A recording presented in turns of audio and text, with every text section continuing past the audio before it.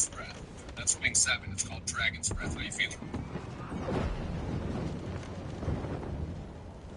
Breath. That's wing 7. It's called Dragon's Breath. How you feeling? Sing it back at me. You're still standing. Still standing. Still standing. Breath. Breath. That's wing 7. It's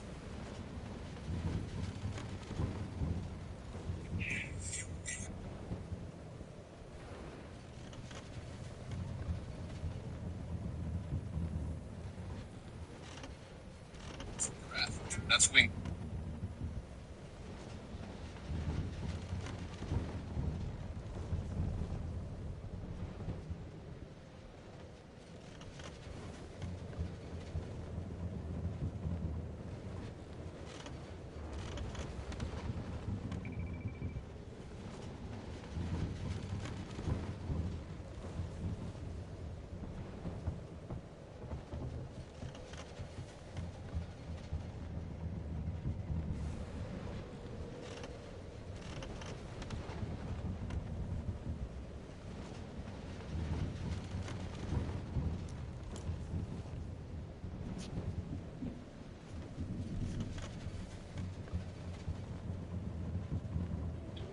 Yes, right there. A piece of sky and the window for people to see through. Careful, friends. Good wall, but the lock is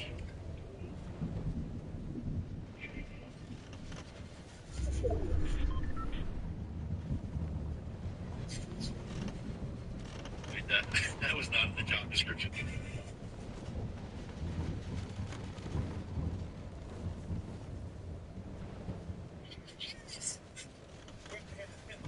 Man, Jason is party this month, so we're about to turn this time cool into something worthy of a champ. What you got? Say hello to your new Gold Beach, bro. For real, this is exciting. What's your nicknames?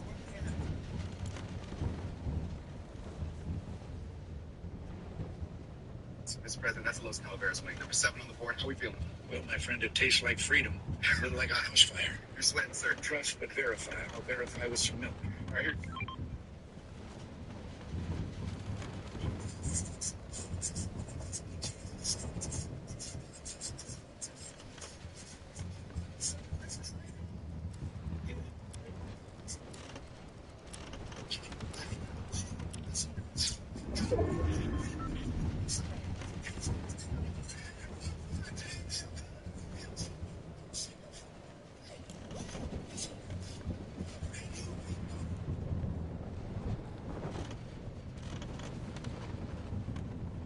Okay, little man, it's bedtime. Let's get some sleep, all right? Hey.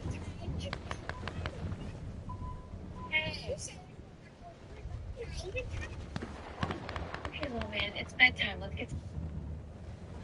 All right, Mr. Reeve, this one's called the Reactor. It's the hottest wing on the table so far. I can fly faster than a speeding bullet. I should be able to handle a wing, right? Only one way to find out. Oh, I see the times out of a phone booth in my town. intelligence is enormous. Mr. Reeve.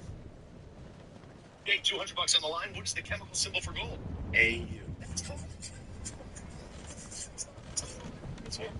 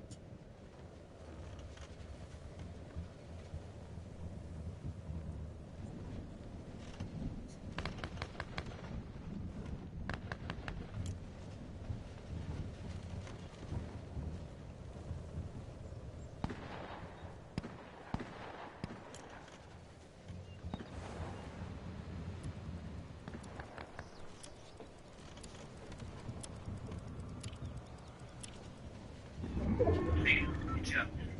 Thanks.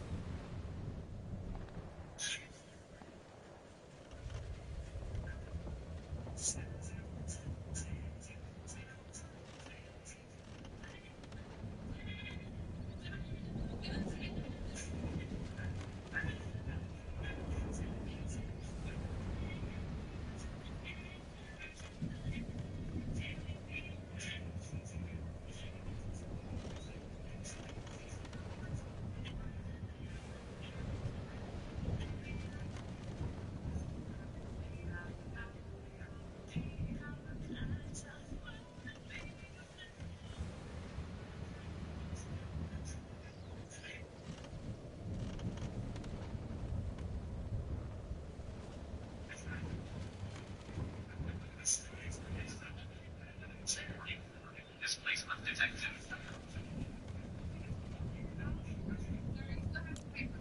My sister, I have a dream that one day this slushy will be free for all.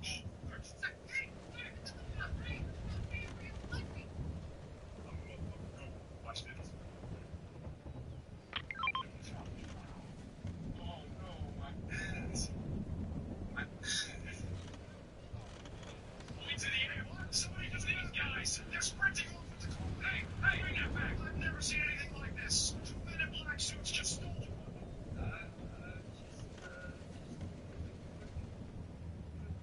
You're standing in the middle of like one after you smoking a hole.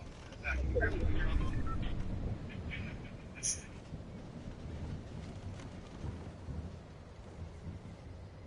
These AI vlogs are absolutely dominating social.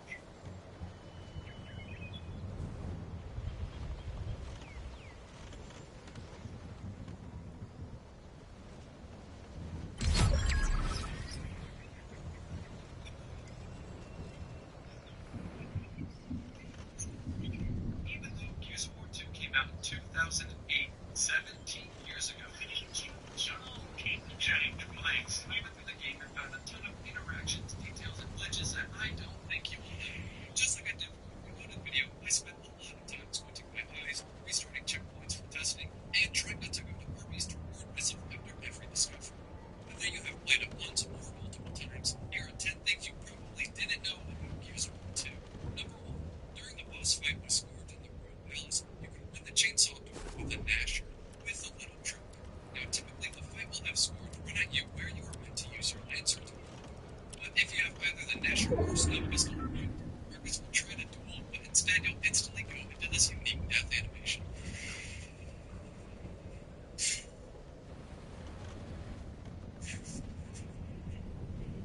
Go into this unique death animation.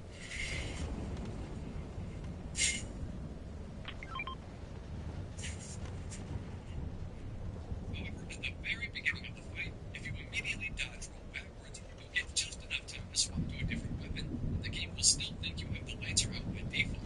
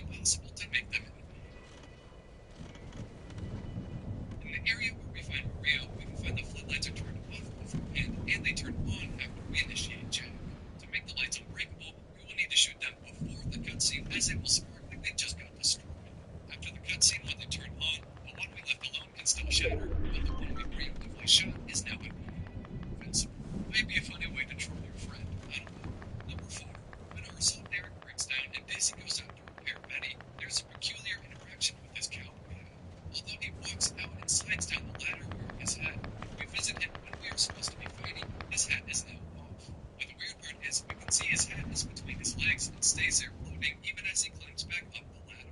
Also, he just morphs his way through the shop door. Number 5. The beginning and end of the New Hope section is in the same place, which had me wondering, can I stick vertic to the walls in the beginning and find them again later? So I start onto this ledge, which brings us back to this area and run just a bit further down the line. And after playing through the entirety of New Hope, yes, the frogs survive. Not sure what you want to do is, but hey, awesome. Number 6. When you re-enter the hollows in Act 4, you will eventually come across this Lucas gunboat filled with explosives. You are meant to shoot the tanks, causing it to crash into the land and act as a bridge. But you don't actually have to do that, as instead, if you kill the Troika turret gunner, the tanks will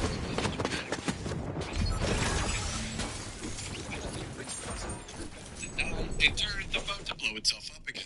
Also, when the gunboat does crash, you can't be crushed by it. If you stand in front of it, you will not die, but instead be glitched to the top of it and ride it like a surfboard. Number 7. Our friendly bot companion Jack does not like firefights and especially friendly fire. When he's out and about, you're able to shoot and hit him, which causes him to hold his robot hands up in fear. Afterwards, he will close himself up like a ball where he can cower in safety. As long as he is visible, you can continue to initiate this animation, but sometimes he will just turn invisible to avoid the trouble. Number 8. The river you face just after the split road section does not like collapsing buildings. I guess the developers thought you would fight this river first before moving up, which enables the building collapsing.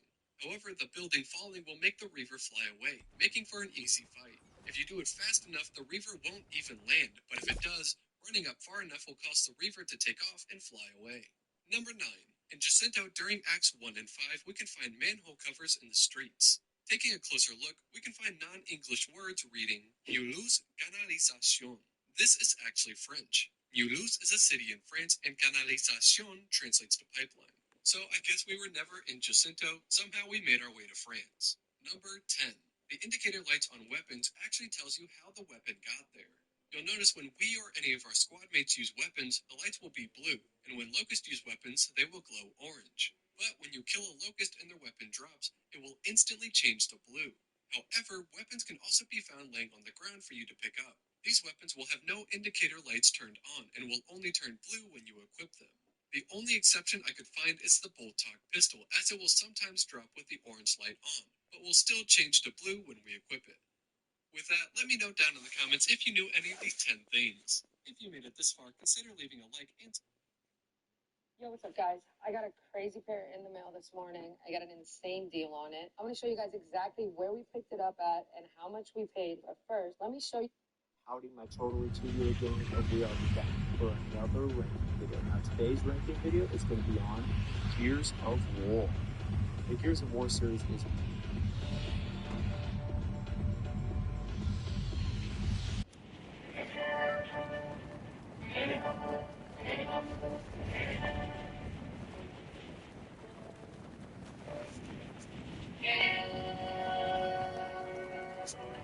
Ladies and gentlemen, it is time for some Army Men fortress building. That's right, I keep getting these suggested to me on Amazon. My poor man, he got flattened. These are Army Men battle tiles. So, first one we have here is like very Minecraft coded, but they're these little squares that you can put together into bunkers and fortresses and things like that. The other one we have here is these magnetic tiles. You got brick walls, sandbags, tents, etc. And then I bought some of these already opened on eBay. They're basically like road tiles as well as some additional fortress tiles. So let's go ahead and crack these open so we can make a Green Army Men super fortress.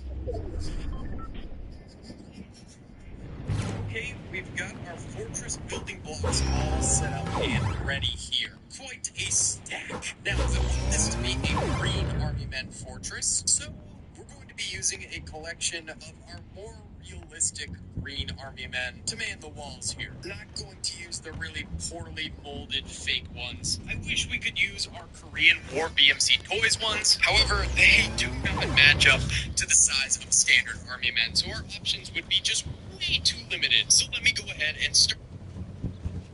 The most courageous and loyal man in the Gears of War universe. A badass soldier, but a kind-hearted soul.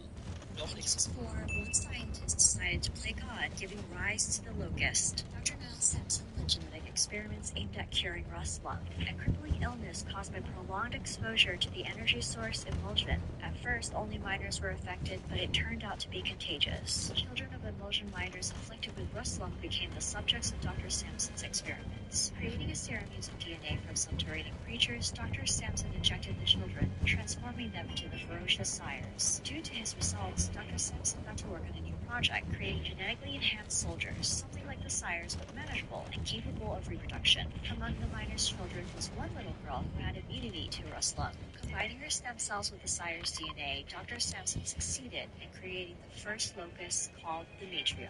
Like and subscribe to Santiago was one of the best written characters in video games. He was the heart and soul of the original. A formidable locust variant was the Theron Sentinel, faster and stronger than the lesser locust drones. They were elite shock troops assigned for special operations and commando-style missions. But what made them stand out compared to the traditional Theron guards were two things. One was their unique visorless helmet, and the second is that they were actual leaders of Theron guards. So they would lead small teams of Therons, making them a higher ranking. They were commanders of commanders, you could say.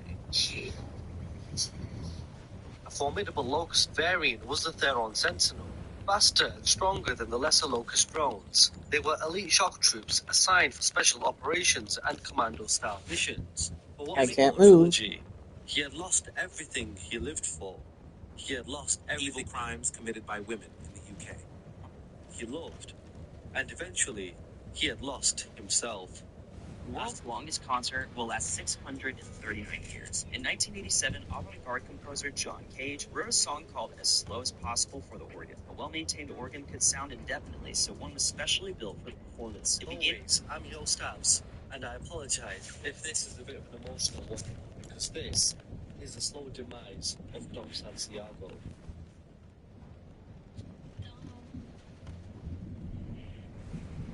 I brought you breakfast.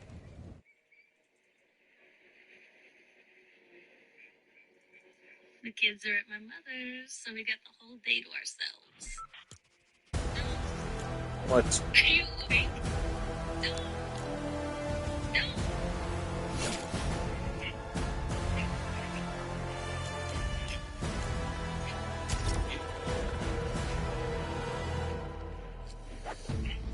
You okay?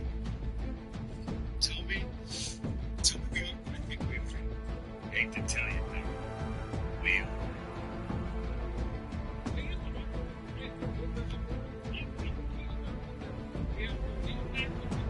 Towards the end of the Peninsular Wars, Dom and his wife Maria decided to move from their city apartment in Jacinto to a house in the suburbs of Faro. Dom found and rented an Faro residence, a two-story house, for him and Maria to create a new life with their two children, Benedicto and Sylvia, in a new era of peace. During the 6 weeks of peace at the end of the Peninsular Wars, Maria and Dom maintained their family with outings, picnics, and playing in the park. They had put in a stray cat as a pet. Life was good. Life was back to normal. With the war over, Maria's parents wanted to spend as much time as possible with their grandchildren. Maria planned for children to spend more time with their grandparents. So one day, Maria sent the kids to her mother's so that Dom and Maria can have the day all to themselves. Unfortunately, this day was Emergence Day, a planet-wide attack without any warning or declaration of war. On that day, a systematic campaign of human slaughter had begun by monsters who were later known as the Locust Horde. On that day, Maria's parents were killed, while Benedicto and Sylvia were killed when an emergency door opened beneath them. The two children, unfortunately, fell into the fence. Maria were able to make their way back to their house in Jacinto, while the Locust attacked the city. Shocking events led to Maria being pushed over the edge of major depression and post-traumatic stress disorder after the loss of her children and her parents. Her new life destroyed, as well as Dom's constant presence on the front line, fighting against the Locust Horde. This war was already so personal to him. Leaving Maria alone in their home in her thoughts, exposed to the news reports of the Locust insurgents day by day. She would go for weeks without speaking or eating, and she blamed herself for her children's deaths, sending the kids to her parents on that day, thinking that she let the locust horde kill them. 1 year after Emergence Day and the horrific events that transpired, Dom and Maria continued to live their lives. Dom spent much of his time fighting the locust, while Maria was prescribed with antidepressants and stayed at home. She began to live in denial. She sobbed about her children and would still clean their rooms and go out for walks, believing that the kids were still alive. She blocked out the truth about her children, and Dom became upset with her denial. After the first year of Emergence Day, Dom hosted a dinner party cooked for Maria and Marcus, which allowed Dom to show Marcus the extent of Maria's depression. Afterwards, when Dom was prepared to go back from leave, Maria went through the kitchen drawers and found the photo that Dom's brother Carlos took of them at the bar in Embry Square. She typed back, "So you always have me with you. I love you, Dominic. Always, Maria." She gave the photo to Dom, and he promised to always keep it safe to remind him about her. One day, however, Dom didn't find Maria at the house.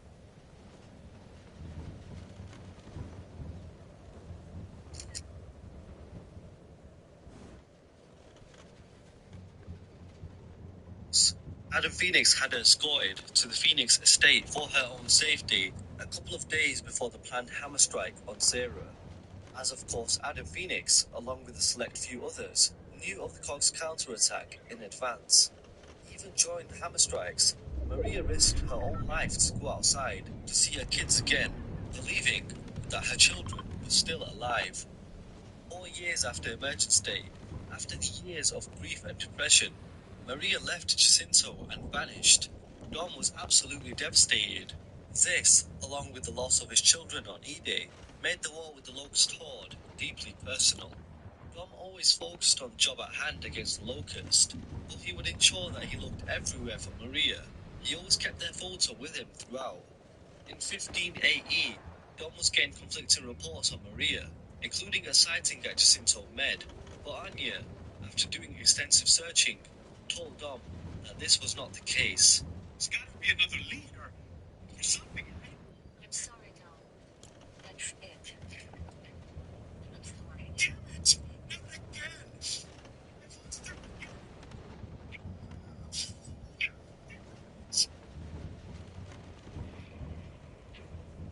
Copy that, Anya. Delta out. You okay? Just... I'll catch up with you in a sec, Marcus. Right? Yeah. Whatever you need. He was devastated, but he continued fighting and pushing forward. In the hollow, some stranded were taking refuge underground to stay out of harm's way. Dom showed a stranded man called Chaps a picture of Maria. Chaps immediately recognized Maria as part of another stranded group, to be specific, Stu's group, but they were captured. Despite this, Chaps told them the location of the work camps. Dom immediately set off to rescue his wife, but Marcus initially objects to this, wanting to continue on with their mission. But Dom angrily reminds him that Marcus did exactly the same thing for his father. Dom said that he would go alone if he needed to. Marcus initially hesitated, but then joined him in the search for Maria. After searching through the prison, Jack found Maria's cell. Dom was finally reunited with Maria. He envisioned her to be her usual, beautiful self, but this wasn't the case.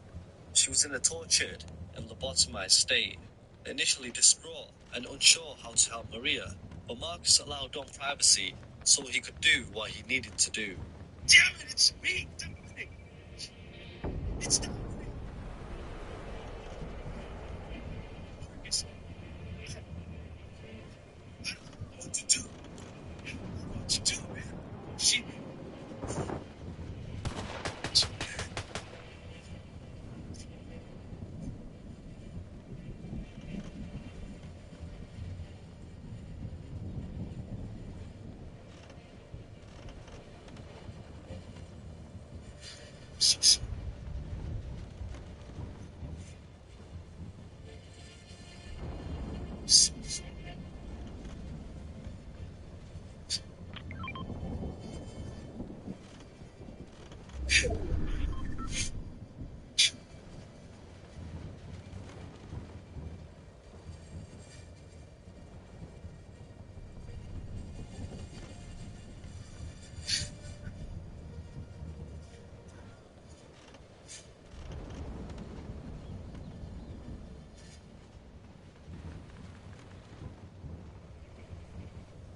84% of newly built single-family homes sold in 2022 belong to once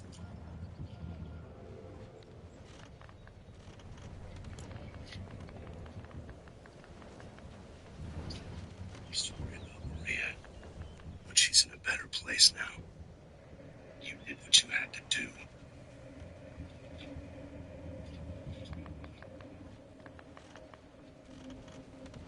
I found a way to sneak into Nexus. But if you want to go in guns blazing, I don't blame you. You want to kill them all.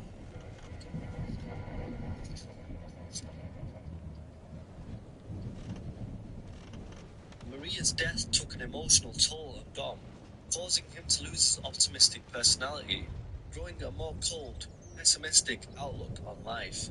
Dom's friends gave their condolences and assured him that euthanizing her was the right thing to do, but Dom blamed himself for not finding her in time and believed that she could have been saved and euthanizing her might have been a mistake. It's really sad how Maria blamed herself for the death of her children, and Dom blamed himself for Maria's death for not finding her in time. However, Dr. Heyman assured Dom that euthanizing her was the right thing to do, and nothing else could have been done, as Maria was slowly dying with incurable diseases, as well as being in a permanent vegetative state due to the lobotomy that the locust had put her through. As time went on, Dom came to accept Maria's death and hoped that she was happy and loved when she lived with the stranded before she was captured. 2 years after her death, Dom still grieved over her and the actions that he took. Dom let himself grow a beard and took up tomato farming in order to care for something. Dom told Sam to modify his heart tattoo into an angelic Maria cradling the heart with her wings. During this time, Samantha grew a romantic attachment to Dom, but Dom, of course, was unable to reciprocate the same feelings. During the Lambent invasion, Dom lived on the CNV Sovereign and tried to get on with his life. The Lambent began to attack the ship when Sovereign was entering Lambent waters near Hanover coast.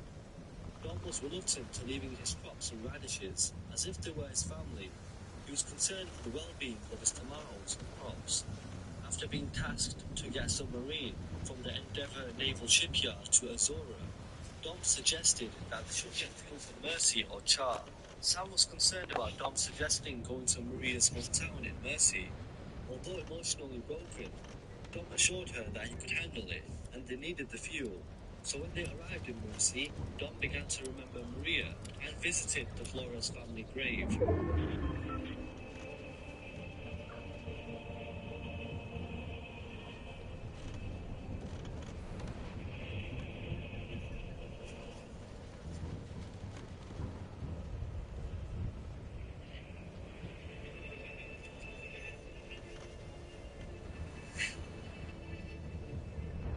Maybe I'm sorry I'm covering. Are you with the kids now? It's home yet? See you the other day. Marcus is busy saving the world against swim.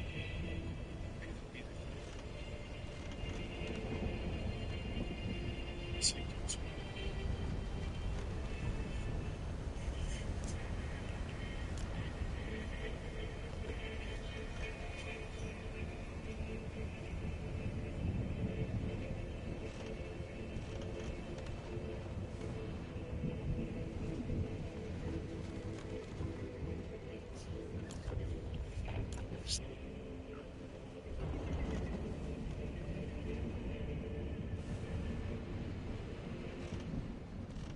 When Delta finally got the fuel, they were cornered by the Locust and Lambent and had no escape. Due to Dom's emptiness without Maria and his love for Marcus, Dom had made his decision. What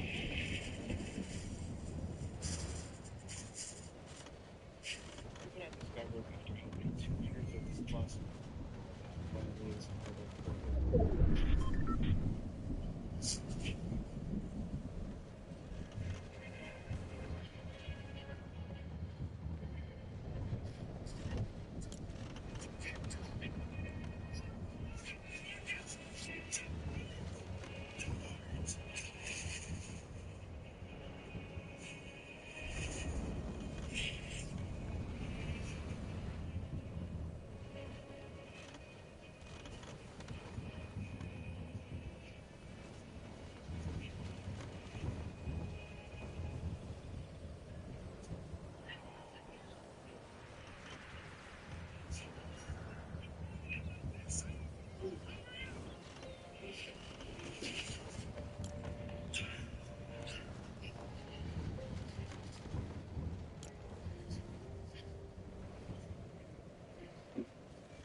Dom managed to save Marcus and Delta Squad, who were able to reach Adam Phoenix and end the Locust and Lambent War. Maria's legacy encouraged Dom to save the world. Dom had saved Marcus and everyone else at his own demise. Marcus was the most affected by Dom's death because of what the two of them had gone through together.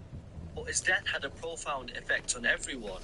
When Marcus reunited with Ben and Cole at Azura, Marcus informed the two of Dom's death. Both of them were visibly distraught with Dom's death, with Cole temporarily losing his cool and swearing to avenge Dom shortly before the two of Dom's death, because of what the two of them had gone through together. But his death had a profound effect on everyone. When Marcus reunited with Ben and Cole at Azura, Marcus informed the two of Dom's death. Both of them were visibly distraught with Dom's death, with Cole temporarily losing his cool and swearing to avenge Dom. Shortly before Dom was killed, he gave his commando knife to Marcus for him to use to open a rusty pipeline, and Dom never took it back before he died. Marcus later used this knife to kill Queen Mira and finally put an end to the Locust War. They killed him.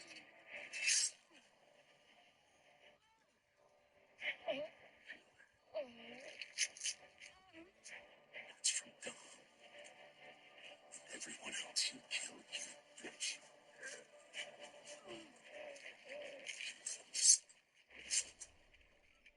So that, my friends, is the slow.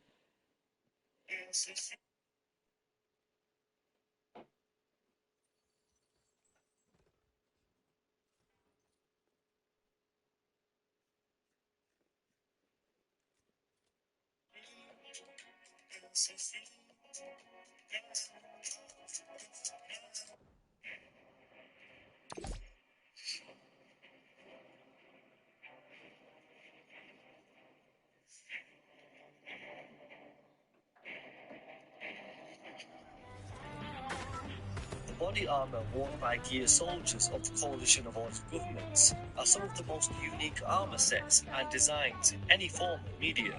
Throughout the Gears of War expanded universe, there are many different cool designs and iterations. So, as always, I'm your host Abs, and here is the unique cog armor in Gears of War lore. We begin with the most common armor in the cog army, and this is known as the standard infantry armor, also known as the trooper armor. It is a light shade of blue with a black crimson omen between the armor seals on the front. Most Gear soldiers are seen to have this armor equipped. Anthony and Benjamin Carmine, to Min, and so on. The armor comes with a selection of helmets that come with a built-in filter.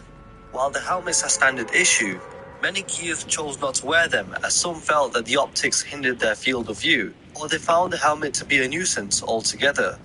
Dom said to Ben Carmine that he never wore a helmet because he wouldn't be able to see Locust snipers well. This, unfortunately, was a slight dig, as Anthony Carmine was domed in the head by a Locust sniper, and he happened to wear a helmet.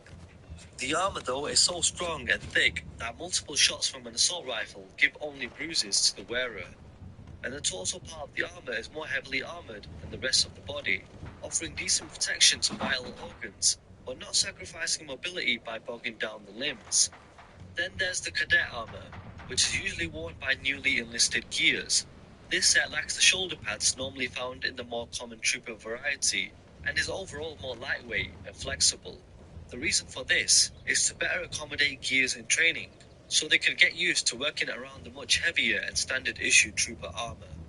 Therefore, cadet armor offers less protection, but is much lighter and easier to manufacture. We see Baird and Cole use this armor set in Gears of War.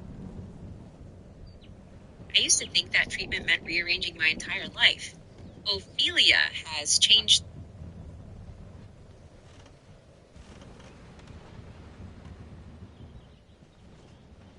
The Gears of the Cog were equipped with signature weapons throughout their conflicts against the UIR, the Locust Horde, and the Lambent.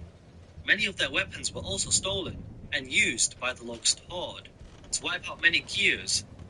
Don't forget to subscribe and leave a like. To the foundation of the Hornet's muscle, its soldiers. With their own manufactured weapons. So as always, I'm your host Abs, and here is a full breakdown of the COG weapons in Gears of War lore. The COG standard issue shotgun. This is Jonathan Ferguson, the keeper of firearms and artillery at the Royal Armouries Museum. Between that, see, I just hear was the Nasher, a short-barreled, stockless, lever-action military shotgun that was very reliable with gears in close-quarters combat. It did lack the necessary range of rifles, but it packed devastating power, being able to give many locusts very reliable with gears in close-quarters combat. It did lack the necessary range of was the Nasher, a short-barreled, stockless, lever-action military shotgun that was very reliable with gears in close-quarters combat. It did lack the necessary range of rifles, but it packed devastating power, being able to give many locust forces into a shower of blood and gore. The Nasher originated in the COG, but a common theme, as you will see in this video, will be the ultimate fact of weapons falling into the hands of the locust horde. So, for the Nasher shotguns, they also fell into the hands of the aggressive locust shock troopers, the locust grenadiers, who used the Nasher to deadly effect against the COG in close quarters combat.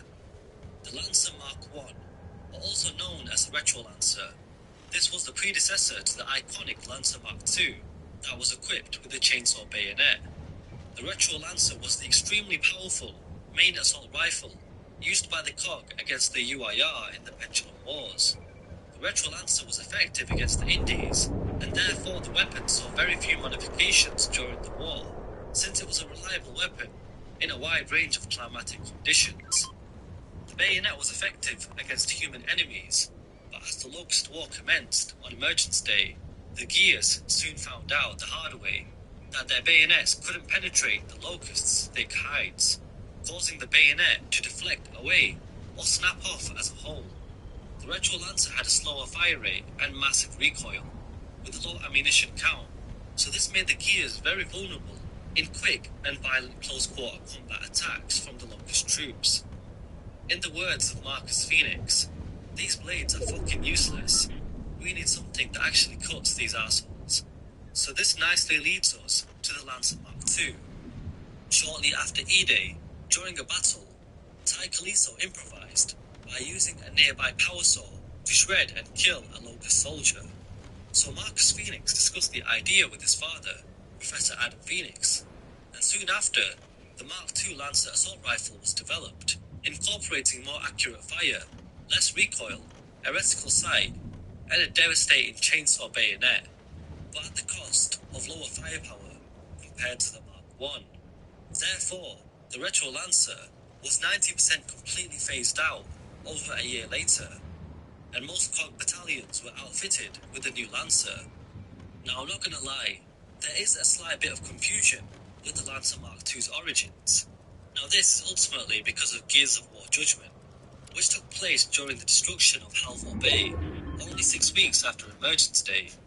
In the game, they are seen with Lancer Mark IIs, but this was earlier than when Ty and Marcus brought forward the idea of the Lancer chainsaw bayonet. But I'm guessing that this was done in Gears Judgment for gameplay purposes. Moving on to the satellite-based orbital laser by the name of the Hammer of Dawn. It was first used as a strategic weapon, as a deterrent, by forcing politicians to rethink their decisions, but would eventually be forced to become a tactical weapon for asset denial and tactical operations in the Locust War, as the Locusts quickly advanced on the COG capital of a That's skill.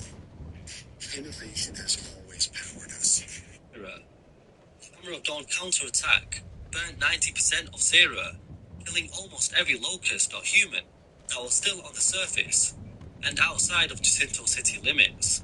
It was an extremely destructive weapon. But one drawback of the weapon would be that it could only be used to paint a target only if there were clear skies overhead. At times there would only be minutes or seconds of satellite coverage, and in war that can be the difference between life and death. The COG's high caliber, single shot bolt action sniper rifle was known as a long shot, able to do lethal damage per hit. The long shot originated way back in the Pendulum Wars, as the COG used these sniper rifles to counter The UIR's GZ-18 marks a rifle. The longshot shifted the rules of combat drastically, allowing a skilled sniper to remain uninjured or even unseen during firefights, able to inflict critical damage to anyone unfortunate enough to be hit by a longshot round. A headshot would cause the head to burst into smithereens. Unfortunately though, the longshot sniper rifles also found their way into Locust hands. Therefore, the specialized Locust drone class, known as the Locust snipers, had emerged, able to cause brutal damage to the gears from long range. The gears were also equipped with a standard issue combat knife for close quarters combat melee situations. It wasn't as useful on the Locust due to their thick hides, as the Retrolancer bayonets were an attached combat knife that could be taken off, but of course didn't have a good success rate against the Locust forces. Due to the Lancer chainsaw bayonet, it kind of made the combat knife redundant in melee combat, but the combat knife could always have been useful for other situations. But Dom and other commandos had a specific commando knife, also known as the fighting knife. The COG commandos were given these knives as part of a sign of their completion of training and to use in the field, with Dom being very proud to earn his commando knife. Dom was always seen to have a knife holster on his armor during the games, but after Dom had unfortunately died, Marcus took it upon himself to personally put an end to the Locust Queen by stabbing her with Dom's commando knife. Hoffman received a machete during the Pendulum Wars. This was a machete used by the Pasanga Gears. They were from the country of Pasang and had a great reputation. This was used by the Pasanga Gears to defend themselves. The standard primary sidearm for the COG was the MX-8 snub pistol. It lacked the range and power, but the snub's quick fire rate made it reliable in certain situations. While most gears continued to use the snub pistol, some gears were known to loot and use bolt-up pistols from the fallen Locust, as they were impressed by the gun's power and design. However, many gears still continued to use the snub pistol for its high rate of fire and higher ammo capacity. Even Chairman Pascal carried one to protect himself whenever he was in danger. A heavy hand-cranked Gatling gun, manufactured by the COG, was the Mulcher. This was a scaled-down version of a chain gun. It possessed phenomenal firepower and a fire rate fast enough to keep an entire platoon pinned down. For refined firing, the user can deploy the Mulcher's base, turning it into a mobile turret with a 180-degree field of fire. Many Mulchers fell into the hands of the Locust, and therefore the specialized boomer class of Locust, the Locust Grinders, would rotate the crank and fire at will to suppress against COG soldiers until it overheated, unleashing heavy, unrelenting damage on the gears. The COG had a man-operated mortar in order to keep foes pinned down and deal with large amounts of enemies at once. Highly explosive cluster shells would rain down along the mortar's firing line, scattering a series of bomblets on enemies. The effect the mortar had on enemy morale was dramatic, as enemies would flee for cover rather than being caught in the blast radius. And if they don't, they were likely to be killed, if not seriously wounded. The mortars were designed and built by the COG, but the Locust Horde managed to salvage some mortars and made use of them whenever they could. Locust drones and snipers were seen to be using them. The Scorcher was a portable flamethrower, able to gush a stream of flames that would damage and set enemies ablaze, literally scorching them to death, hence the weapon's name. The Scorcher was a very deadly close combat weapon, with its continuous spraying of flames.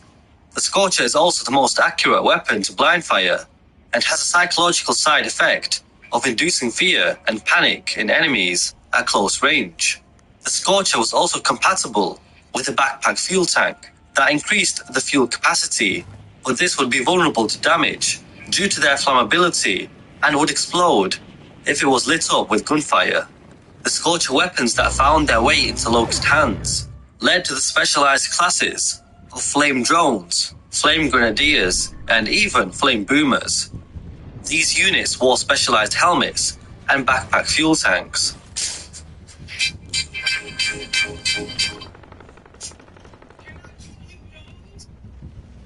an extremely deadly, lever-action, recoilless heavy sniper.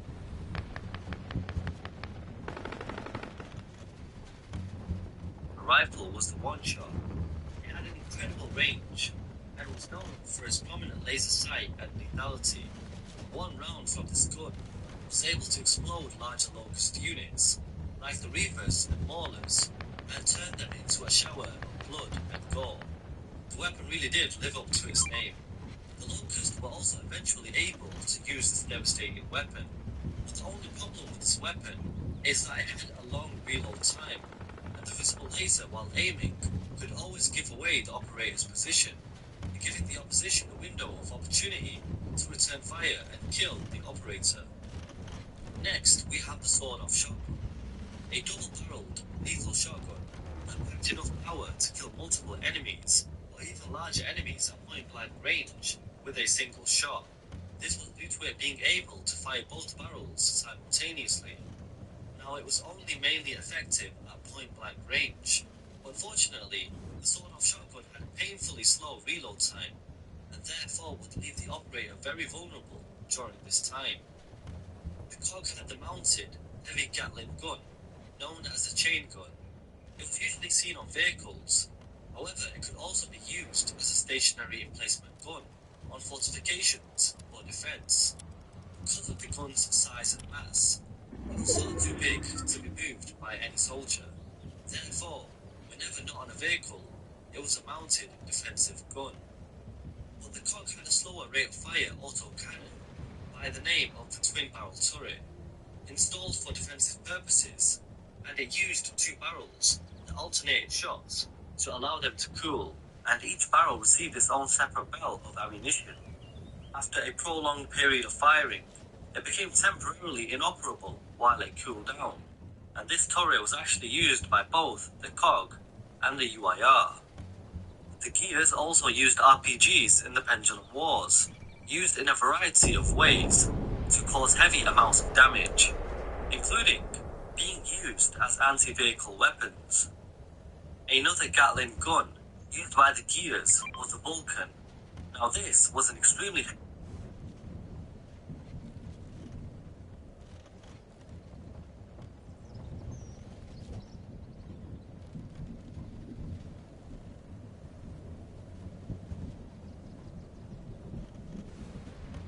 heavy weapon, and therefore required two coordinated gears to use the Vulcan effectively.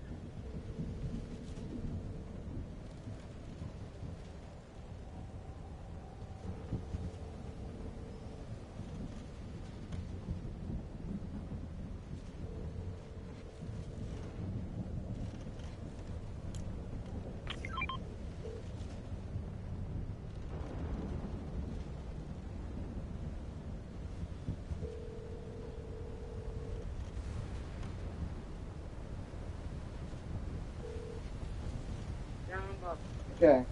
All right. Me too.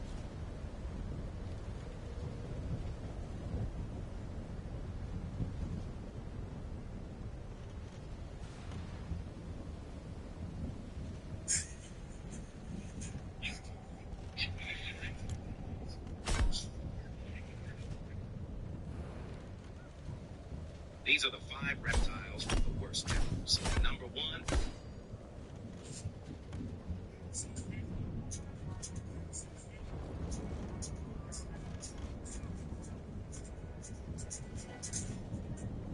Today I will be reviewing Fun Little Toys 180-piece battle equipment army bucket. Now I typically wouldn't buy a random army mint bucket off Amazon because there's a lot of garbage out there. Companies copy each other. But I found something pretty unique from this set. I will say there are a lot of poor quality items in here, but I think it's worth it for this particular item. The soldiers come in a pretty standard bucket with the screw-on lid that you see with most other buckets. They actually make storing and transporting things really easy, so it's nice to have several of them. On the top of the pile is a poster or a battle map, but the rest of the items are packed with quite a bit of space to move. Here's the battle map or poster propped up. It looks like someone went into Photoshop and just pasted multiple elements together to make some battle scene. The scene isn't depicting any battle from a particular war, but you can see some World War II elements and modern day elements. The setting seems to be some sort of European village from around World War II with farms and houses. Off in the distance you can see a burning town. The tanks seem to be a mixture of US and Soviet tanks, and in the air, US and British planes. I'm not too sure what the names of the vehicles are, but if you know, leave them down in the comments. Here are all of the figures lined up. The bucket comes with 154 soldiers, 77 green versus 77 tan, with a random assortment of poses, 18 accessories, and 9 vehicles. I counted everything out, and I actually received 181 pieces.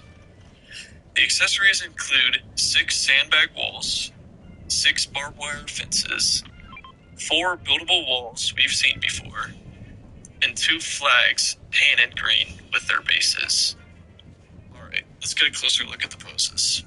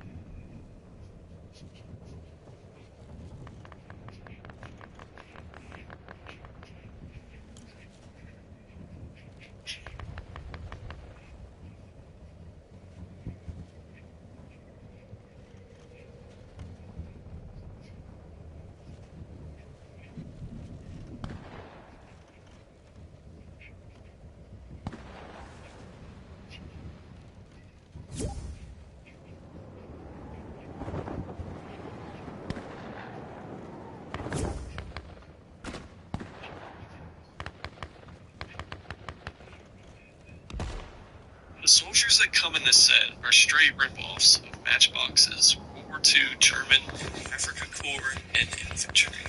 I have the original sets, and you can clearly see how poor the quality of the bucket soldiers is compared to the originals. I couldn't tell you how many generations of cloning these bucket soldiers went through, but they are terrible. Now I'm going to compare the bucket soldiers to Timmy soldiers. These soldiers are pretty short and skinny compared to the Timmy figures. The crouching soldier is taller than most of the standing poses.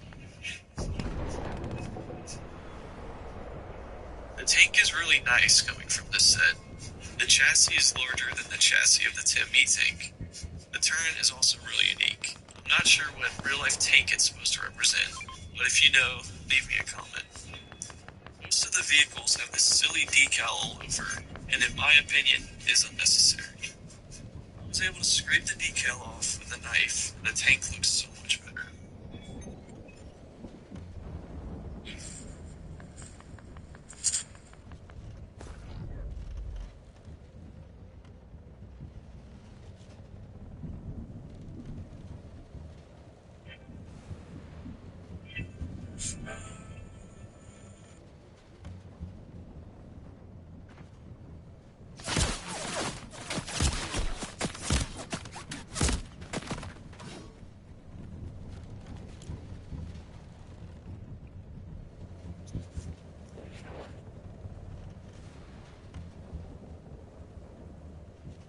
This one clocks in at around 600,000 Scovilles. How you feeling so far? War. Real war. You look calm on the surface, but I see the...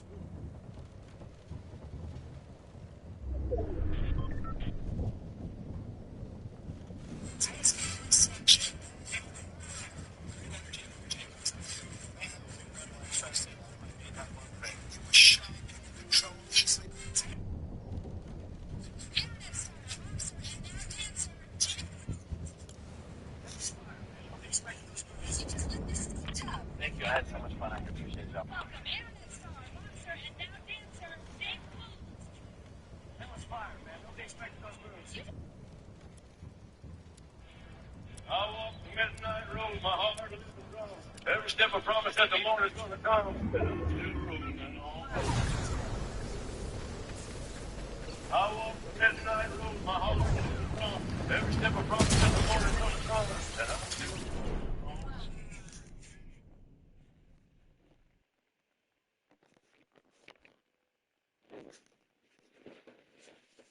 I will be back. Tomorrow.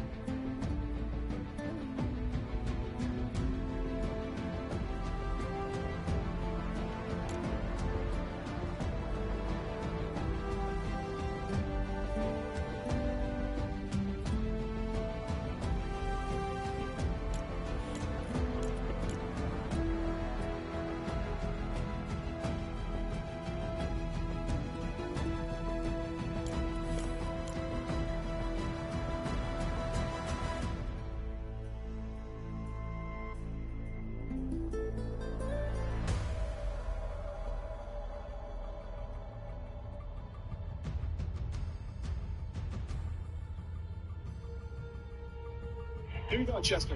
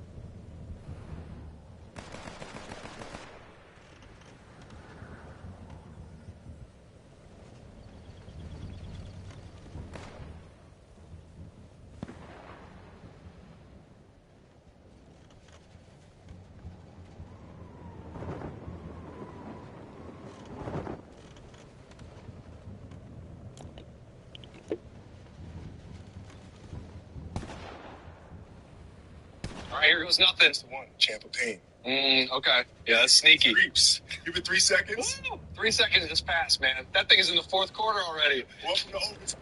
All right, here goes nothing. That's the one.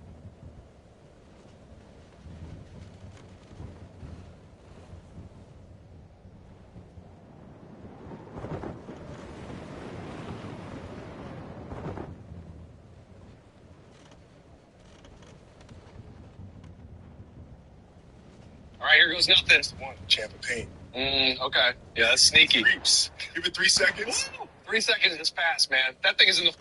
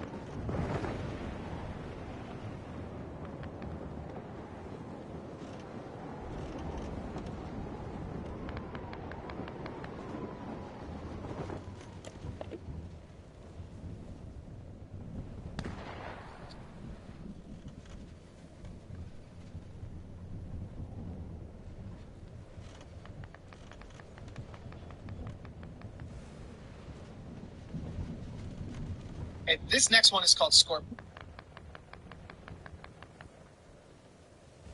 Okay, this next one is called Scorpion's Tail.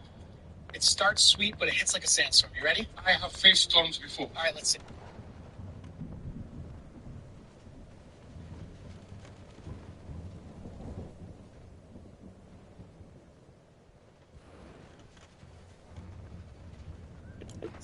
Okay, this next one is called Scorpion's Tail.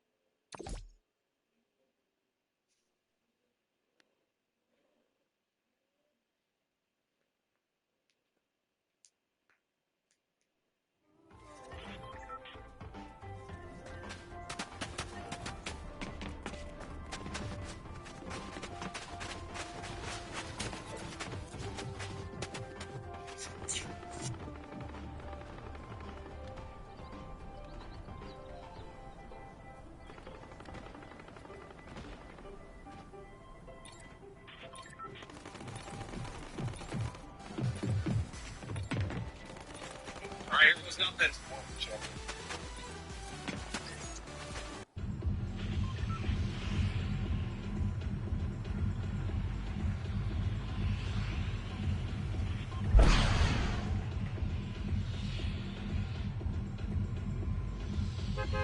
This next one's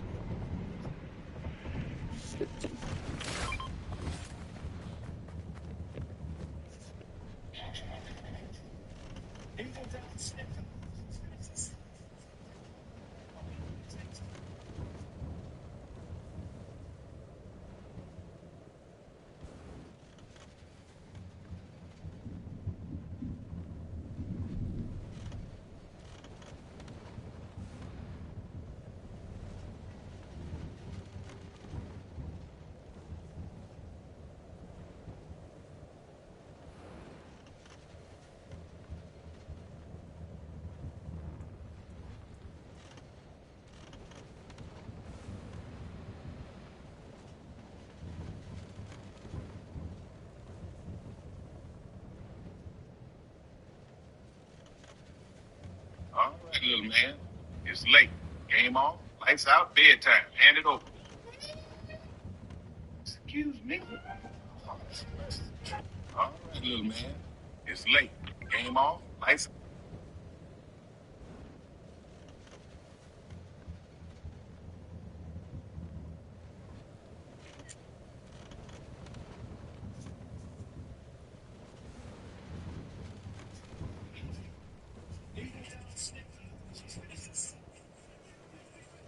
All right, little man.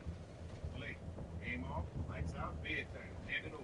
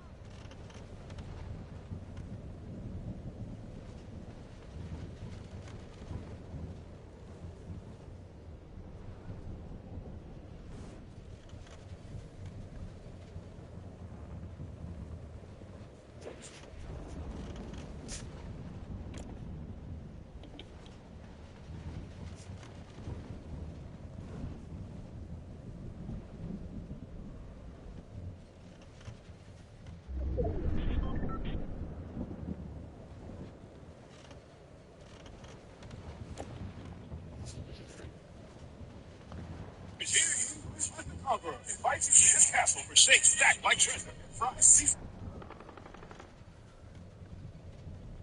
Hear ye, Wishlet the Conqueror invites you to his castle for shakes stacked like treasure and fries seasoned for battle. Rich, creamy, gloriously crowned. Shakes fit for a king, fries to match. Conquer your cravings order. Hear ye, Wishlet the Conqueror.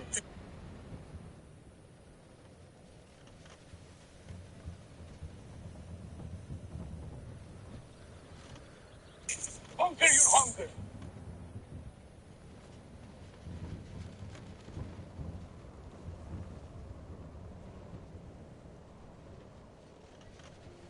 Hear ye, Wishlet the Conqueror invites you to his castle for shakes stacked like treasure and fries seasoned for battle. Rich, creamy, gloriously crowned. Shakes fit for a king, fries to match. Conquer your cravings order. Hear ye, Wishlet the Conqueror invites you to his castle for shakes stacked like treasure and fries seasoned for battle. Rich, creamy, gloriously crowned. Shakes fit for a king, fries to match. Conquer your cravings order. Hear ye, Wishlet the Conqueror invites you to his castle for shakes.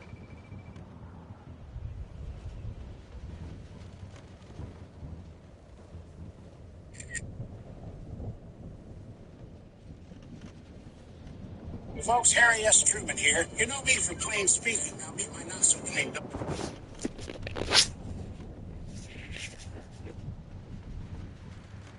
Folks, Harry S. Truman here. You know me from plain speaking. Now meet my not so plain dog. A legendary beef patty. It's fire seared, only season, and branded with my mark. And Cortez beef patty. Limited voyage edition. Hate. Conquer.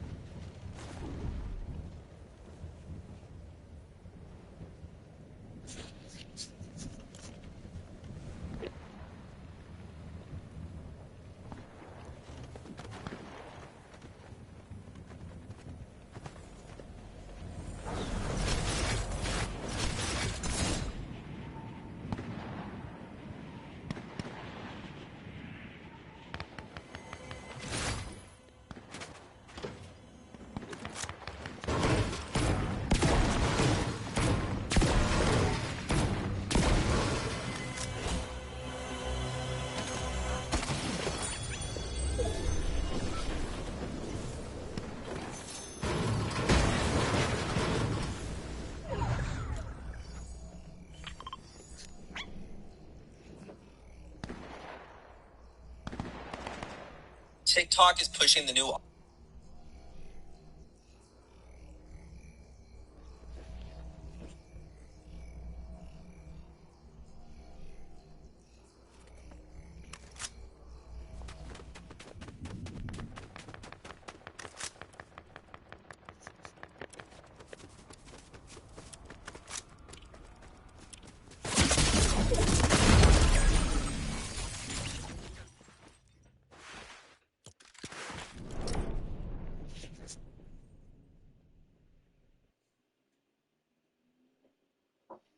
Folks, Harry S.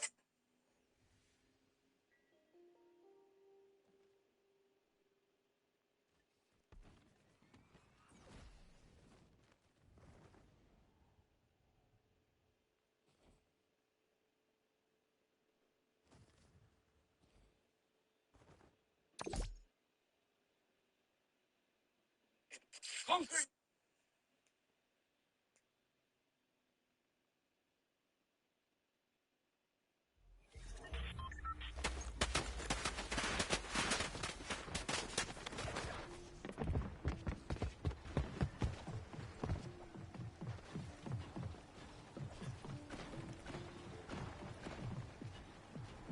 Folks, Harry S.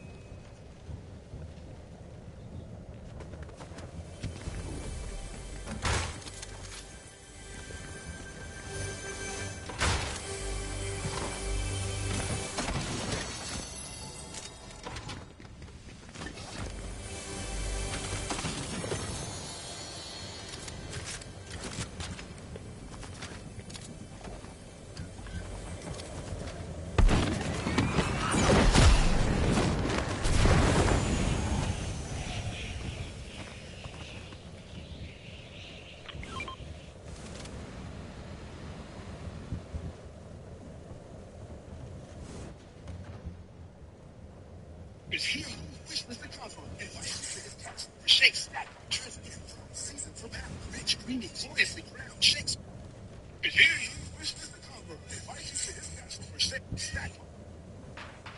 Is here on the wish list of Conqueror. Invite you to his castle for shakes stacked like treasure and fries seasoned for battle. Rich, creamy, gloriously crowned shakes fit for king. Fries to make.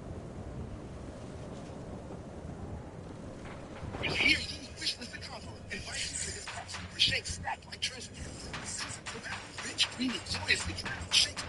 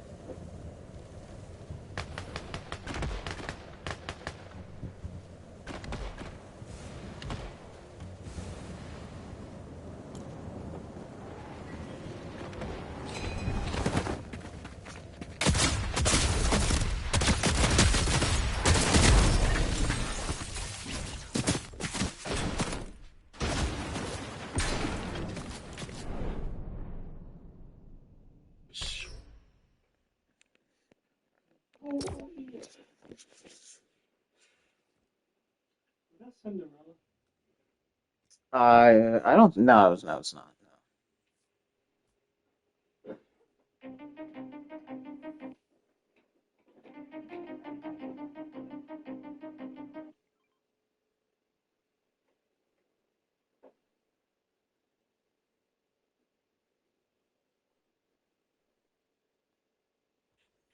Is here on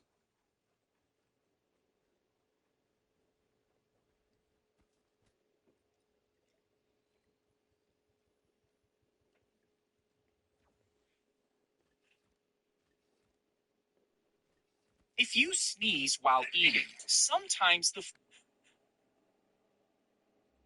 How far apart timeline-wise are each of the Gears of War games? Currently, there are 7 games with 1 upcoming release, so let's go in order from oldest to newest. The first in the timeline would presumably be the upcoming Gears of War E-Day, set to take place on and or near the start of the Locust War. 6 weeks later would be Gears of War Judgment, showcasing the destruction of Halfo Bay through the eyes of Kilo Squad.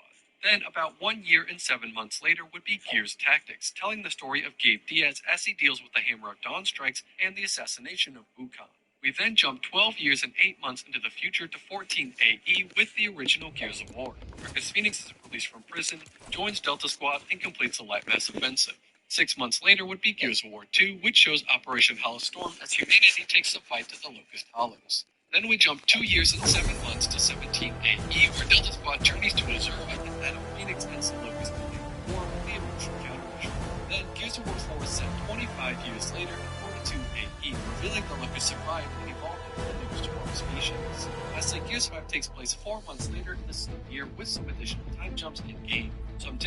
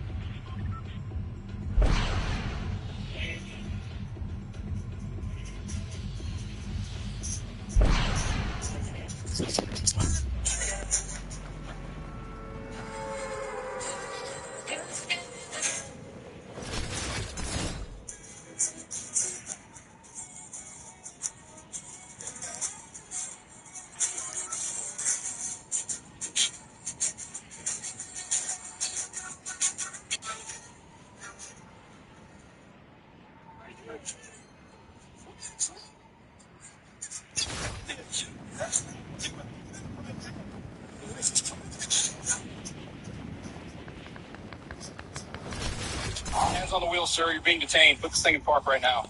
I've done no wrong, officer. Step out. Do it now. You'll not take me today. Look at the sky right up here.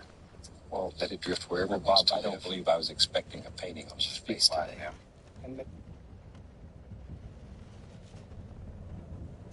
Right along the jawline. Shit! Just crashed the entrance! Are you kidding me? It's entry number 28! I don't believe this. That's a sign of national.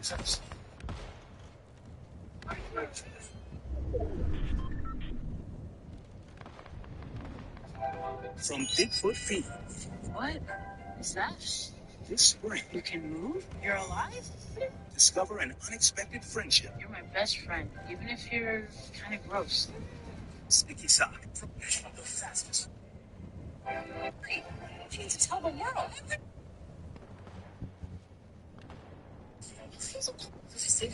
Pleasant Santiago. Bigfoot Feed. This spring. Wild. Good, huh? Best spaghetti I've had all year.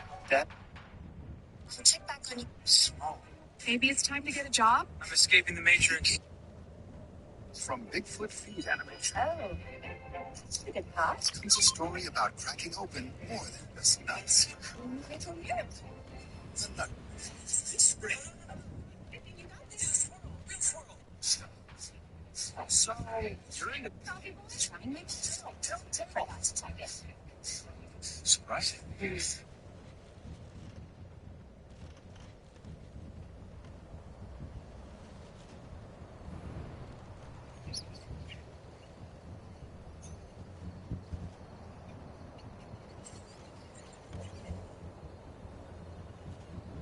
Alright boys, we're back. Another update video on this channel. We are still demonetized.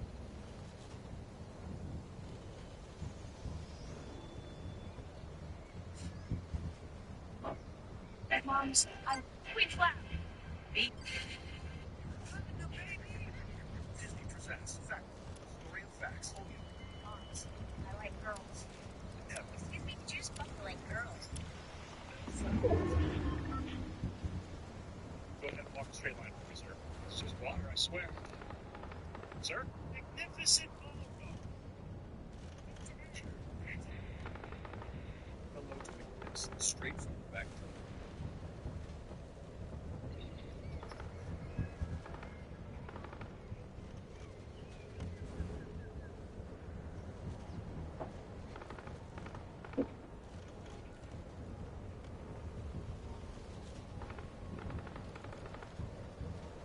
Yeah, it tickles.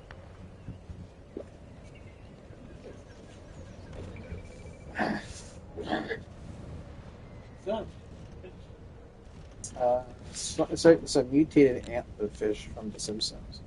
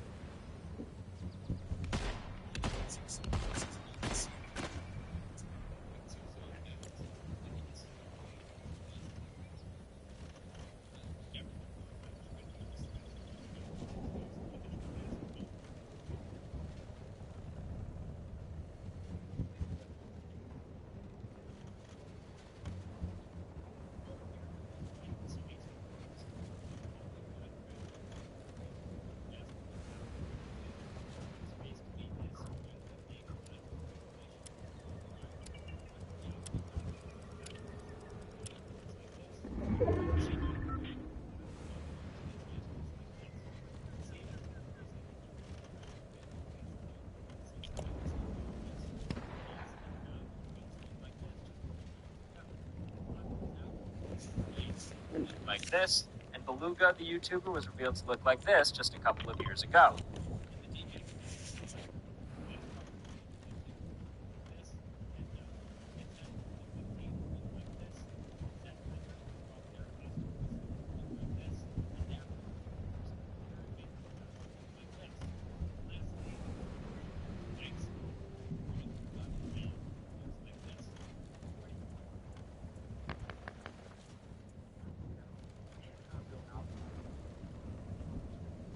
In this video, I'm breaking down the residential items that every man can live with, so you can stay stylish and stay warm.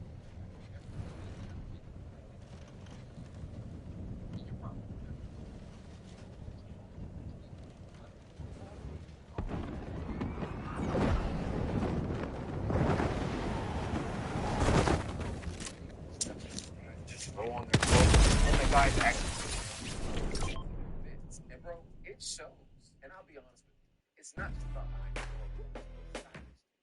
Broke hustler. This is the bottom, the first level of the money ladder. Imagine starting life like a video game with no weapons, no coins, and no instructions. Every day feels like hard mode, and losing is not an option.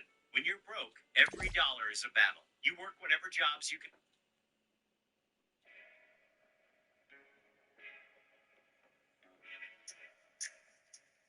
It's all about how you put the clothes that you have together. And that's why you guys are not wearing color in your outfits right away.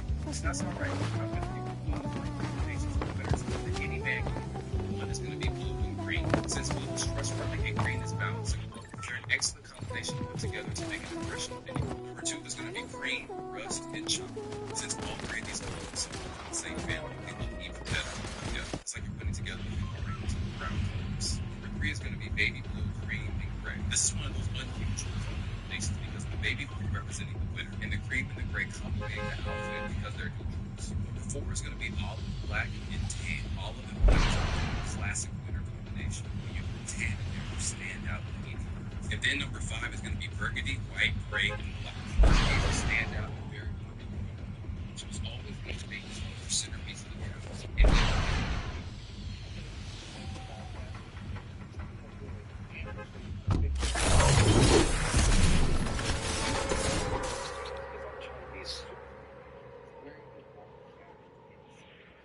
so if you're a guy that's still wearing linen, still wearing fabrics that just make you old in the season, instead what you want to be wearing is flannel, wool, corduroy, and suede. And some of my summer style tip videos, I talk about a lot about you don't need to be wearing athletic pants in this particular season. You should wear normal trousers. This is going to help you out way more intense and style. The second fall style mistake that I see some videos making is layering your clothes. This happens when most guys think they're layering their clothes and just stacking pieces on top of each other. A simple rule of thumb is to follow is always wear the lightest to the heaviest and the shortest to the longest. For example, your thinnest piece of clothing could be a dress shirt, then your medium weight layer could be a winter sweat, and then your last layer could be an outerwear. And then you want to make sure that the layer that you're wearing is visible. There's no way that it looks good. Making the most of the tidbits when she snatched her.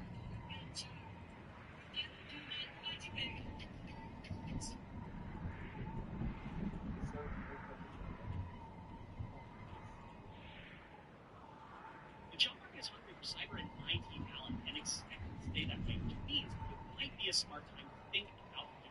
I bought the strangest and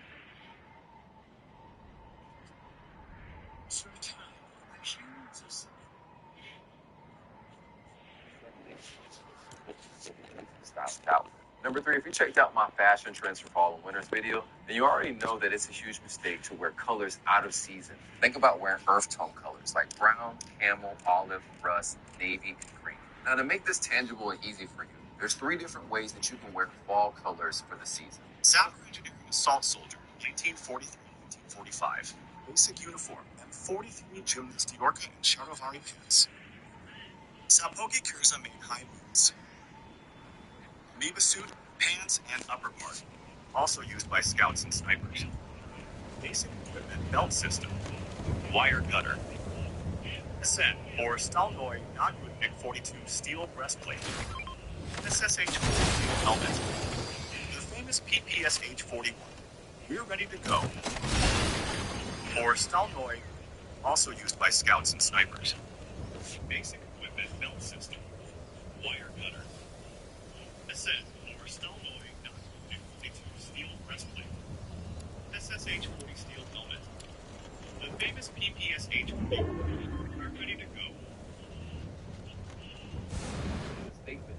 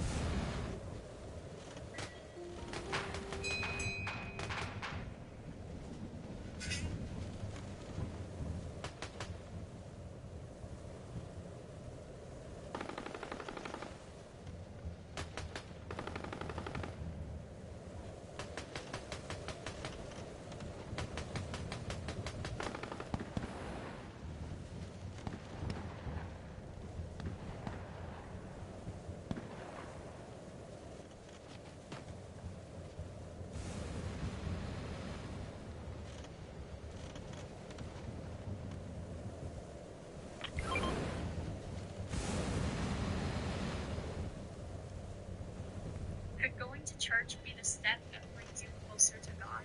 Through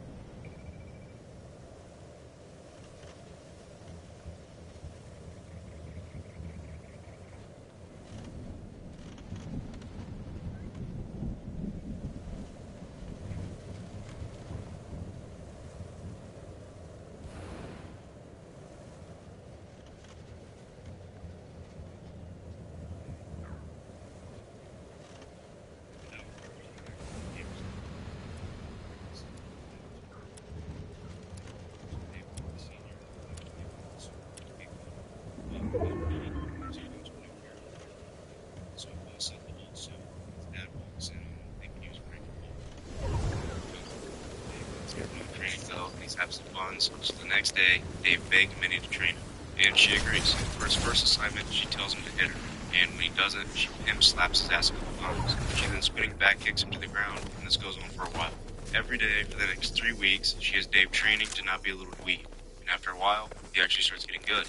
We then cut over to Chris's place. He's still butthurt that his dad got packed up with a bazooka, but his mom tells him he died in a fire. No idea how they came to that conclusion, but whatever. Chris gets mad and tries to leave, but Javier works for his mom and stops him. So Chris runs over to his mom while she's in the tanning bed and starts kicking the hell out of it. Comes up and fries his mom to death. And I guess nothing comes of this because the next day, Chris and Javier are boxing her stuff up and throw it out, and Javier gives Chris his father's guns, and they accidentally knock over her, drink suit. Chris's weird ass grabs it, keeps it, and ends up making some absolutely wild villain suit. Talking about how he wants to be a bad guy, known as This Isn't a Joke. When you have a scan that shows a spot in the lung, the motherfucker. What? Cut back to Mindy and Dave, who are talking about Big Daddy. Dave is like, dude, your dad was kind of a psycho. But Mindy's like, no, my daddy was the best. Then when walking back home, Marcus finds her and was like, hey, principal called me saying you were supposed to get a report, and she wasn't. Says she cut class to go to the mall and it had nothing to do with her being hit girl. Then later that day, Mindy sends Dave on his first mission now that he has some training under his belt. He's absolutely pimped out and just walks around until a group follows him into an alleyway. Dave lands a couple good juicers and actually looks decent. Teep kick, spinning back fist to the beak, side kick. He starts actually holding it down, which is a big upgrade compared to his first fight in the first film where he got stabbed off rip. But then he gets knocked down and starts getting whooped. I guess good while it lasted, you know. But before he can die, Hit Girl comes in. Recent times fans copied expensive singers' outfits, starting with this fan who attempted Doja Cat's Crystal.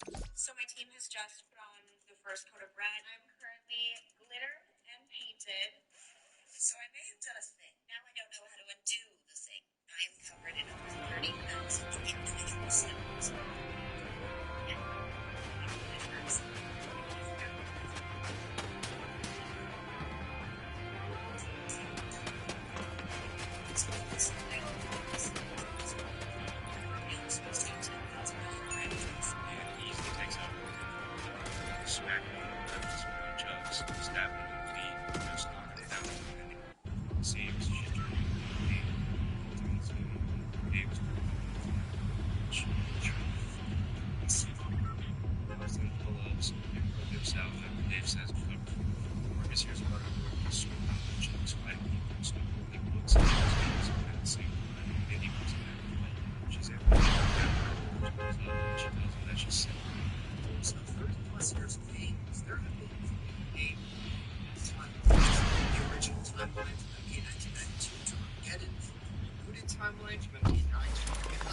And finally, the New Era timeline, currently ongoing, beginning with Mortal Kombat 1. I've already made a video covering the top 5 best characters of each of these timelines, so it's only fitting that now I do the opposite.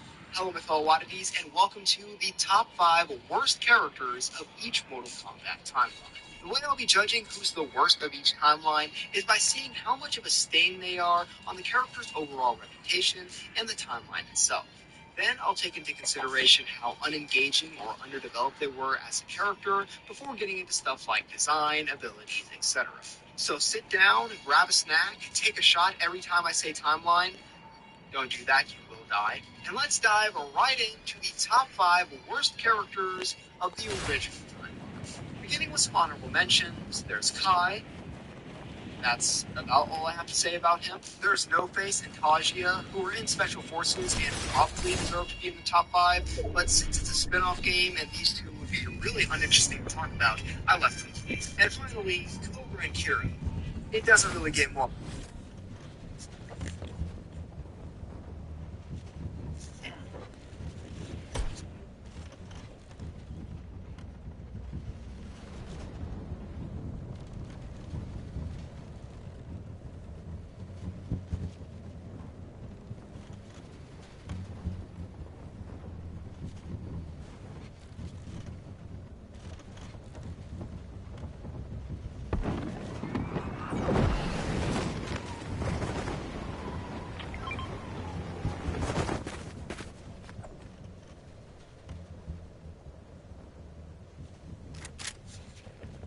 we were all set for retirement. 3 years of saving money for $1 million between the two of us. No debt. So the Savage Locust, they were former members of the Locust Horde who survived the flooding of the Hollow, and they reverted into a feral state without the guidance of their queen. When the Jacinto city was sunk underground by the coalition of Horde governments at the end of Gears of War 2, the entire inner hollow was flooded, killing a majority of the Locust Horde by drowning before they could evacuate the hollow. So those on the side, Why you don't want to pick a fight with them? they survived and splintered into two factions. The Locust without Queen I watched every YouTuber's final video. So as with any career, guidance reverted to a tribal and nomadic way of life, while the Locust guarding Queen Mirror maintained guidance and direction, becoming the Queen's Guard. So despite being less organized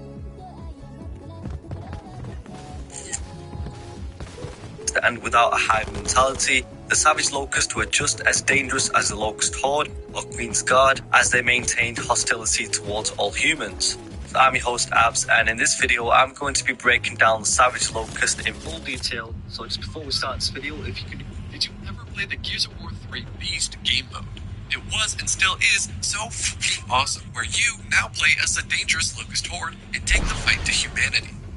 So ever since my last Gears video, I've been thinking, how you and up to 4 other players attacked 12 waves of ever-growing human resistance. It was and still is so fucking awesome, where you now play as the dangerous Locust Horde and take the fight to humanity. You and up to 4 other players attack 12 waves of ever-growing human resistance with your equally expanding roster of unique Locust creatures.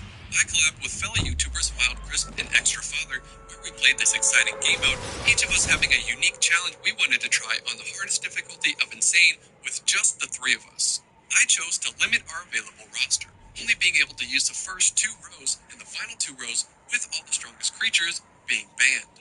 Meaning no boomers, corpsers, armored cantus, berserkers, or anything that you would normally want for the higher, more difficult waves. With that said, I hope you enjoy the video. Alright, let's do this.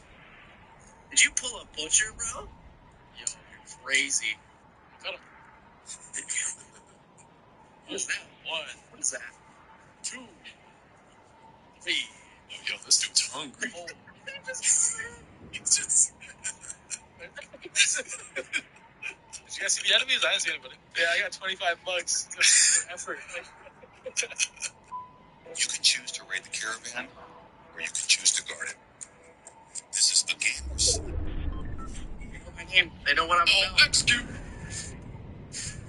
I mean, not in that way, but take it as you want. I was getting blipped out. I'll let the viewers decide what you said. Alright, we're gonna get to second tier like very fast. Then we're stuck there. Hey, but we can use Cantus. That's good. Love me a Cantus. This man pulled out the ticker. How dare he? You gotta do what you gotta do. Screw you, buddy. See ya. Yeah, bro. I want that second row. You telling me I gotta make money in the digital world too? Better start buying Bitcoin. Shit. Oh shit, you're going down. You're going down. Oh, he is eyeing you, bro. Oh, I completely forgot you could do that. Let's go. Yeah. Oh shit. Hold on. Healing again. Oh, I love you. Thank you. Oh, I should have said I know. Star Wars reference. Finally, bro. Second tier, let's charge. Ow! This motherfucker's meleeing me. You saying Bitcoin earlier reminded me. I don't know if you've ever seen that fucking video, that guy, the 1 pound fish guy. You ever see that shit? Oh my god. He's like, I don't know where he's from, but he just sings the song. He's like, come on ladies, 1 pound fish, and it has like a whole song about it.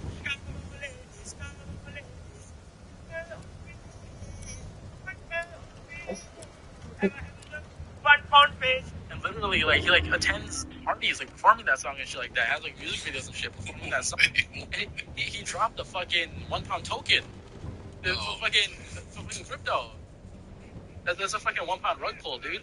That shit's fucking insane. Yeah, I saw his post about it. That shit pissed me off.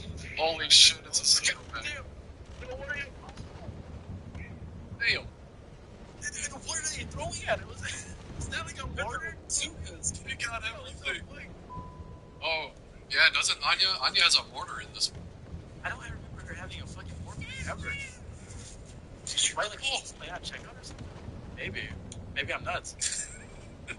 Get behind me, Countess. I've got the shield. Yeah, let's fucking go. Oh, I wish this was Judgment. Oh, no. Okay, we're cooking. Oh, no. This is not good. This is not good. Oh, you fucker. Oh, we're... Alright, we're fine. New strap, just breathe on. Air. I got a lot of that. You think you can survive Mauler flail? Nope. I'm kind of built like that, so maybe.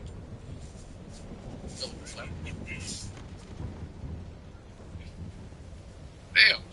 I'm getting 1v1 by Anya. She's mad about the ending of Gears of War 3. She doesn't have a score.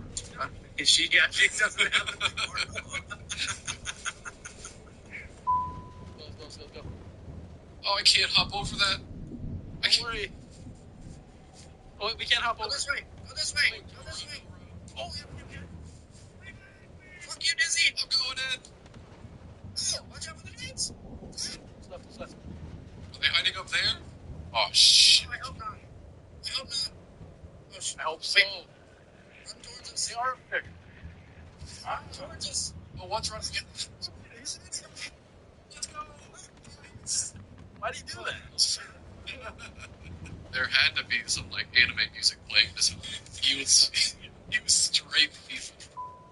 I unlocked the third row, but I can't do that shit. Oh, you wanna watch me?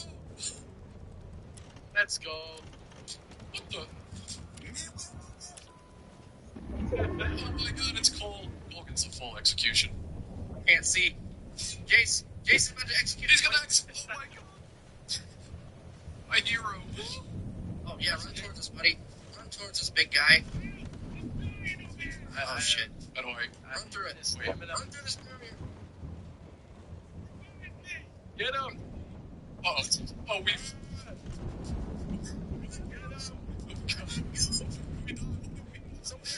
Kill him. Execute him.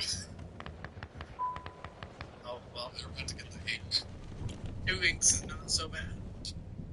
Oh, it's Cole. Oh, he's gonna kill all of us. Kill him. Oh yeah. Fuck you. Yeah. Nice. I would so crouch on that guy if I could. New beast mode tech. Boomer crouch. There has to be a beast mode teabag. Fucking beast mode teabag rank. Yeah, if I can't teabag and eat it, I don't want to play it. Yeah, it's just gonna be its own fucking button. A dedicated button for teabag. It's that time of year again. The rosters are set. The trash talking has begun. And you're telling me... Oh, I think I have the worst luck with that move. Wait, did he headshot you? Never mind. yes, he did. Never mind. Yes, he did. I turned around and you were just. I'm coming. It's always cool. It's always cool. I'm pushing it. Wait, man. You're welcome. Oh no, you didn't die. Wait, how did I not get? I didn't get healed at all. Not again. Ooh, we got Griffin. It's all is so damn good. Get this card here. Oh my! He's my nemesis. Easy peasy. Little longer than a few minutes later.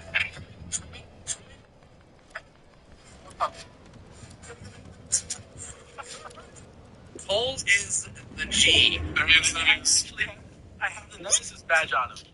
Yeah, he's not gonna hit me with that shit. Not no more. I'm privy. you hear one woo and it's all over. It's already dark. It goes down the alley. Oh, it's cold. He's down. Sweep the base. Oh, alright, Cole's down. What? How is he shooting me from all the way over there? Oh my god. Oh, he likes you. He likes you a lot. Oh my god. I can flank them. Can you? Watch this. It's gonna hard cut to the death. I'm going the long way around. Don't worry about it. All right. Just let him be. Oh, well.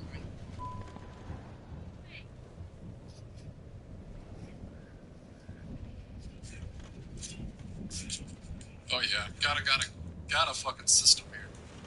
No, Cole, don't reload. Don't reload. I'm healing. No. Jesus, like, so good. 10 seconds. I'm going for it. No. Oh, where I got this? They're coming to revive him. Oh, it's on you. What's the order? Actually, fuck that order. Damn it, you know.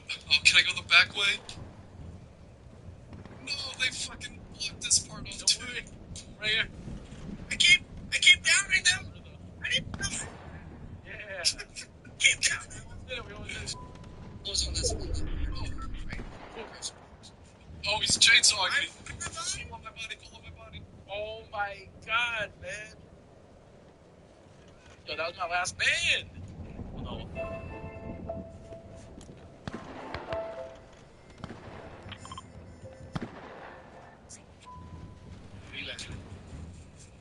Oh my.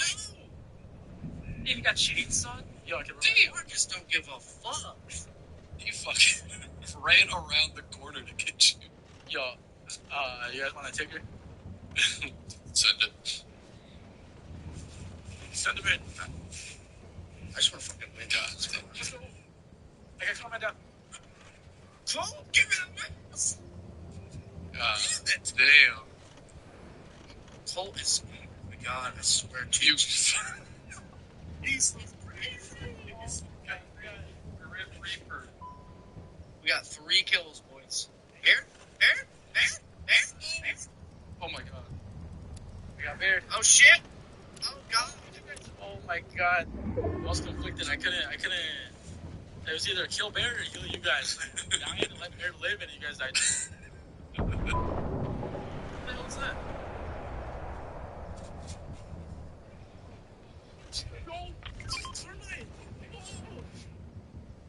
I swear I was shooting him.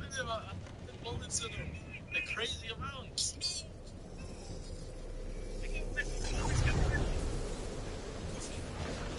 Oh, look at him. He thinks he's cool. Oh my. Oh, Griffin. Damn. Where were you at, Griffin? Yo, Clayton is actually, like, unstoppable. Yeah, that's the grub killer right there. Go. Make it through. Yes. Alright, yeah. Slap Let's that shot. go. Change your damage. Nice. What? Wave 12. Put your schedules that we're going to be here till 11. I'll leave you. I'm calling tomorrow. Let me DoorDash some Arby's really quick. Stop healing so hard. Or so fast. So shut up. Me, man. Come here, Prescott. You let me into a turret. You let me into a turret. No. Get him. That shielded nothing. Oh my. Bro, Prescott put the jukes on me. Come on, get Prescott. I got Prescott. Oh, I'm gonna heal fast. He's T-posing. And the goal is good. Oh, there's so many over here. Oh, he's gonna fuck you. Pick me up. I got you. Oh, no. He Gorgon executed me. That's disrespectful. I got this. Oh, damn. Go to sleep. Coming. I got you. There's like Holy shit, there's so literally so many. Oh, going huge. Oh, I'm about to upgrade my Ruthless Metal. Oh, that Gorgon right there. Oh, it's Ruthless? That's going in my next video. I need that, actually. Oh, two left. Fuck you. Let's go. Yes. Oh my. Hey, if I ever choose to play anything but Candace, just like slap me in the back of the head. What's up, guys? Devin Haney here at Cozy Jewelers in Newtown Square. I'm here to learn everything there is to learn.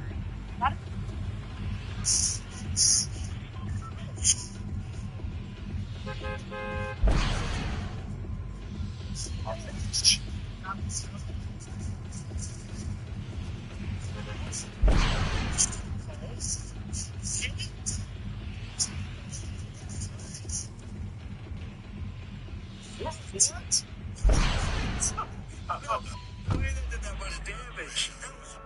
talking with the tallest player in every NBA 2K. Starting with the original NBA 2K. We got George Burson at 7'7", coming in at a 74 overall. He actually looks massive in this game compared to everybody else.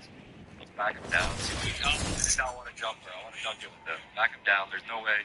No way he can stop us. Go for the dunk. No. Oh, what was that? It's easier to dunk with Muggsy Bogues in this game than it is a 7'7" player. Here you go. Inside. Finally. He goes for the dunk. That's what you should be doing at 7'7". On to 2K1. And we got Sean Bradley coming in at 7'6". He's a 72 overall. There's no way we lose the tip with Sean Bradley. Right inside. That's way too easy. Zooming out here, he barely had to leave his feet to even get the dunk. I mean, he got a pretty good vertical there. On to 2K2. Again, Sean Bradley, the tallest player. He's up to a 73 overall this year. Watch this. We're gonna run the court with him. One man fast break. One man fast break. Get it. No, what are you doing? Gee, all right. Back down with Tumbo again.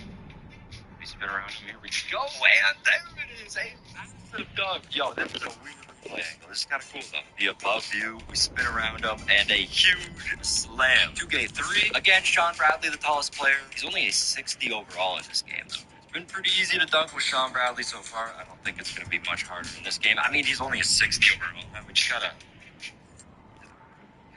I get around these guys. Come on, spin inside. Spin inside. Yes, there it is. You just got to get in the post. You got to spin, and you get a huge speed burst in this game. On to 2K4, a.k.a. ESPN Basketball. Again, Sean Bradley, the tallest player.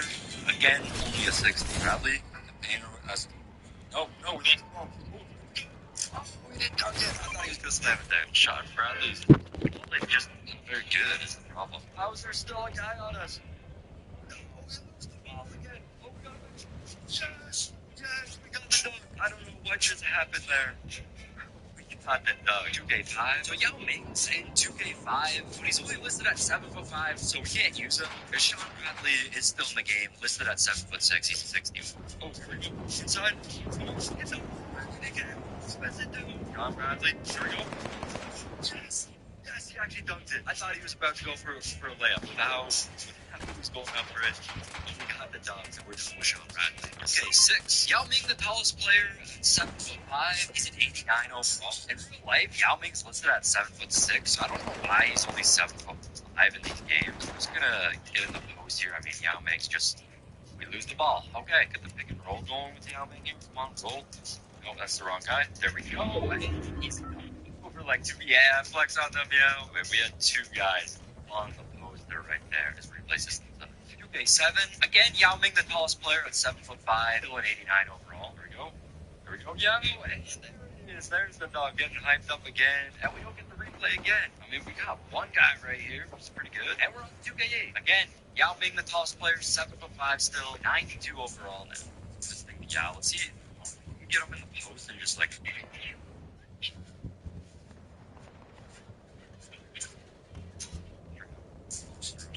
Like that. No. We go Yao to the rim.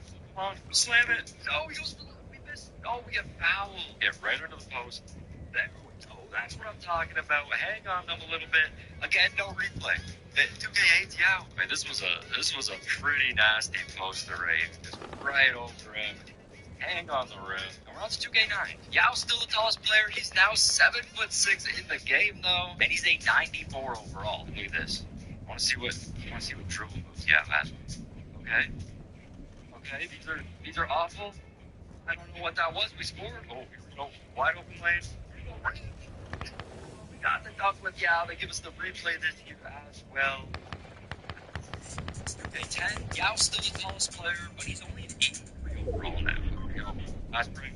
Come on. Oh, we missed the dunk. Over. There we go. There was no one around us at all, and we just hit it off the rim. Luckily, we get the board there, and the second dunk is good. On to 2K11, and Yao's the tallest player one last time, 7'6", and he's an 83 overall. I want to get the alley-oop with Yao Ming here. We haven't gotten an alley-oop with him, so let's see if we can do that. Here we go. Go to the rim. Yao, the pick. Here we go. Have him roll. Yes, there it is. We got the oop to Yao Ming. That was actually very nice. Okay, 12. Yao out of the league, and Hashim the Beat is now the tallest player at 7'3". He's only a 51 overall. He might actually have the worst rating in this entire game, so this might not go well. Get that screen again. There we go. There we go. He's got to roll.